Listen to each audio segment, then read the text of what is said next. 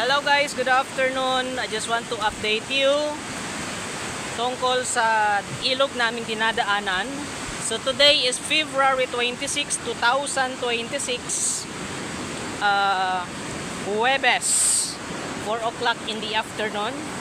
Hindi ako nagkakamali. So gusto ko pong ipakita sa inyo yung ilog naming dinadaanan araw-araw. So lumalakas po yung ulan at bumaha po. At ito po yung sitwasyon ngayon dito. Ayan.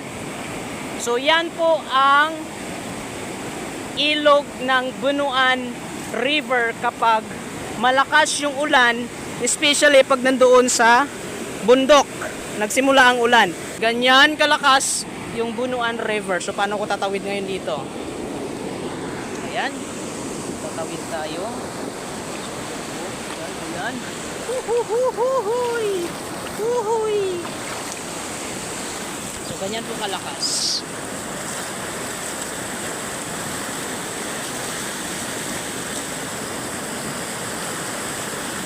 So bali pag hindi umuulan, yung tubig is nandito lang po banda, dito lang oh.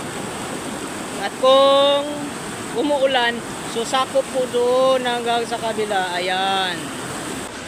Ang problema po dito kasi is walang tulay na medyo mataas na dadaanan sa tuwing bumabaha dito, especially papunta sa Sitio Ilak, Barangay Kuya,